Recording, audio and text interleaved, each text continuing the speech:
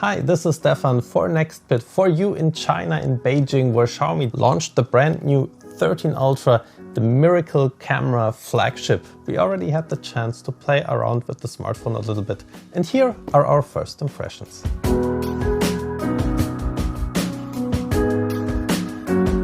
There it is, the Xiaomi 13 Ultra. For 2023, the cardboard box is exceptionally large and exceptionally well filled. The first thing we come across is a rigid and textured case, which immediately makes it clear what's up with the Ultra with its gigantic hole for the camera. And then the Xiaomi 13 Ultra itself emerges, a bold smartphone that doesn't exactly practice understatement, with or without a case. The camera module on the back is simply gigantic. Not only does the stylized lens protrude clearly from the textured vegan leather back, but the entire smartphone is also thicker at the top. Nevertheless, it is not too top-heavy and lies well in the hand.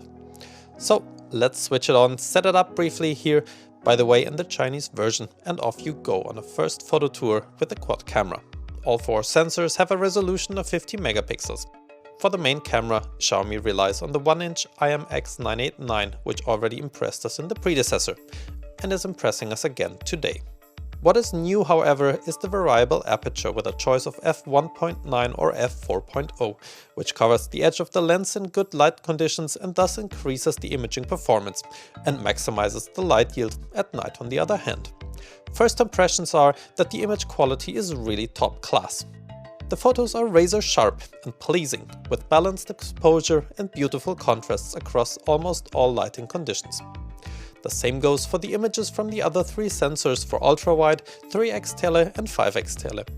Here, the IMX858 with 50 megapixels is used 3 times. This gives the camera system a unified feel and delivers great results from the ultra-wide angle to the 6x to 7x zoom. What else is there apart from the camera? We almost forgot the rest because of all the enthusiasm. For example, the 90-watt charger included in the box, which charges the 5000 mAh battery via, watch out, USB 3.2 port.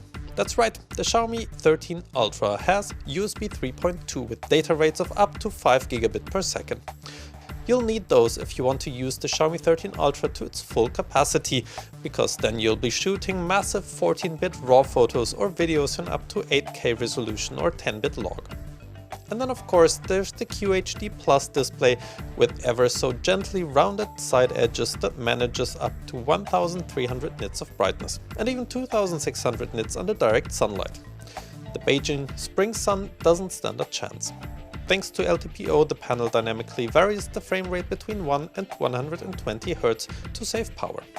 Under the bonnet works the current flagship processor Qualcomm Snapdragon 8 Gen 2, and the only memory version for Europe comes with 16 GB of LPDDR5X RAM and 512 GB of UFS 4.0 memory.